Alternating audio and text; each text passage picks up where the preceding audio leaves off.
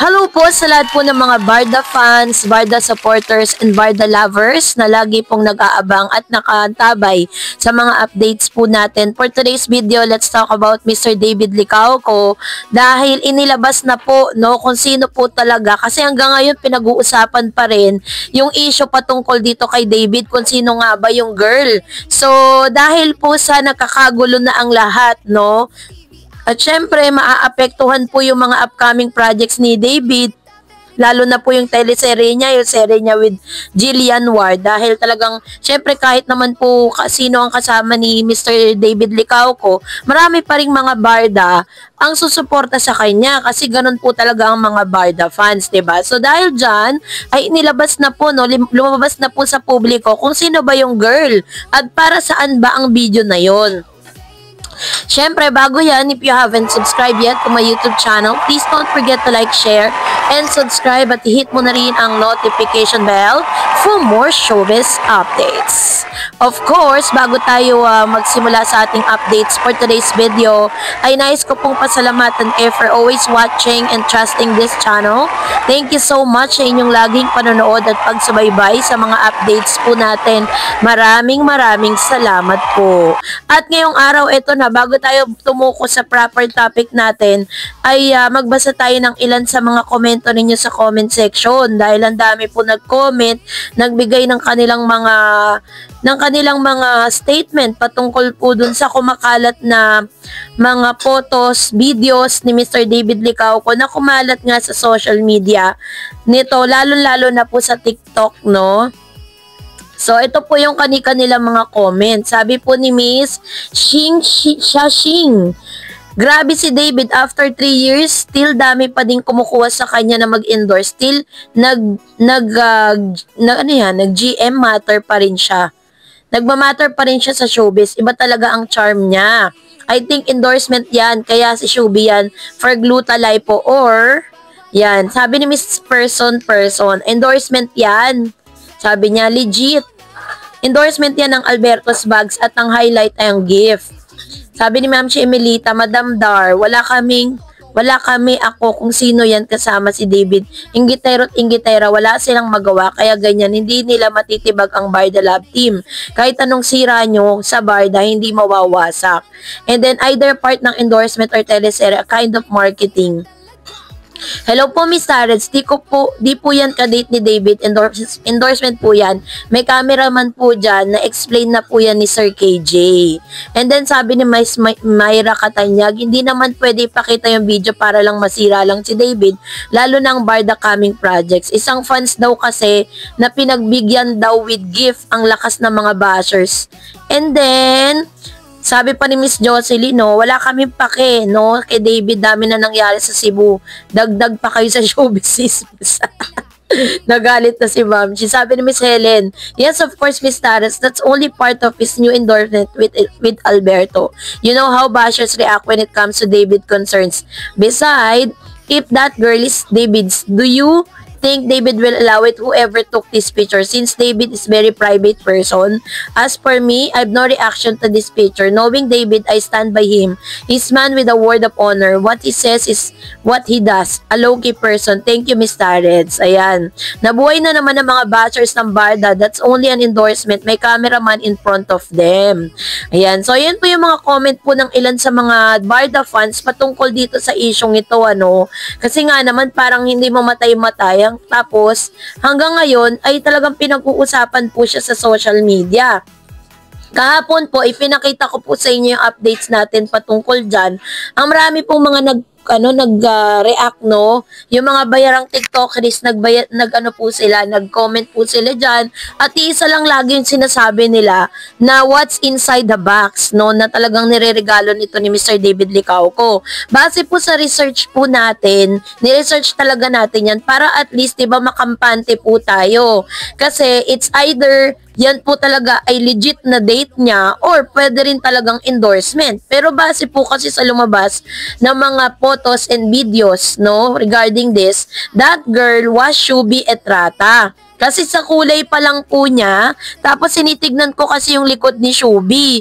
So parang Shubi nga siya kasi balingkinita ng katawan, tapos yung skin niya is medyo morena, ganyan kasi si Shubi. Tapos may nakita rin po ako mga videos and photos behind the scene kung saan magkasama sila na nagko-computer. Parang prior to that is meron po silang ganong mga tagpo. Kasama po nila yung CEO ng Glutalipo. No, Glutalipo, yung parang endorsement po nila na powder drink na pampapaya tas pampaganda.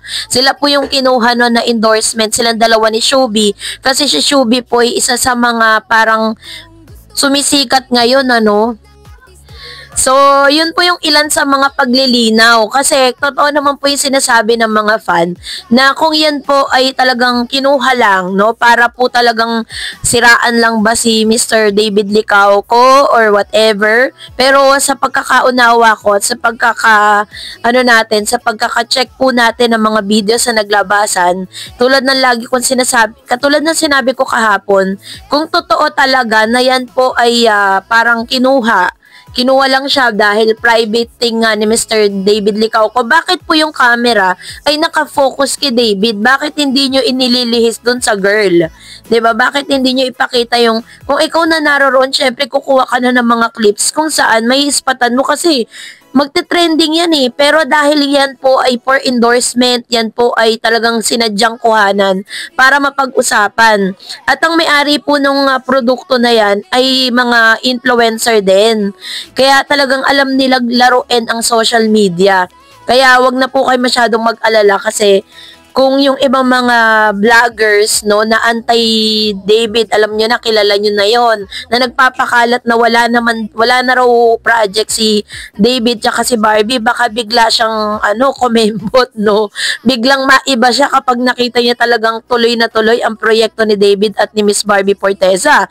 Kasi si Barbie Forteza na rin po ang nagkumpirma niyan sa publiko na gagawa po sila ng project ni David Licauco and Barbie Forteza by 2026, next year.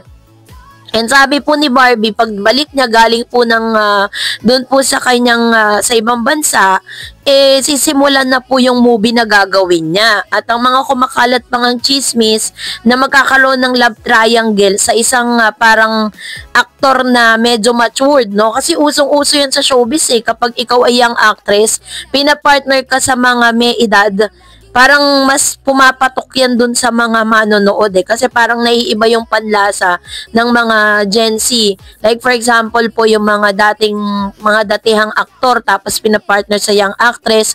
Nagkakaroon po ng ibang dimension kasi pag ganun. Kaya parang sinusubukan din ng GMA yung mga ganong klase. Nakukuha kasi nila yan sa mga Korean novelas eh. Uso po kasi yan sa mga Korean novelas, ganyan. So anyways, at least diba na na clear na po yung issue na ito at wala na pong mga dapat pag-alala, no, kung ano man po yung mga lumalabas na mga fake news ngayon. At least alam natin na it was plainly for their endorsement. And na-clear na rin naman ni Mr. David Licauco yung sarili niya. Kasi si David po kasi is very private person, katulad ng isang nag-comment, no. Kung totoo talaga yan po ay private thing, hindi niya po gagawin yan na kung saan marami pong makakakita sa kanya. At the same time, hindi rin po papayag si David na parang kung talagang privado yan, nalalabas agad sa social media. Kasi alam niya alam niya na kung ano yung pwedeng maging epekto. Kaya naman, let's be panatag, no, sa mga naglalabasang news na ito. So that's it for today. For more videos and updates, please don't forget to like and subscribe, and please don't forget to follow my Facebook page, Dareds TV and Dareds channel. God bless everyone!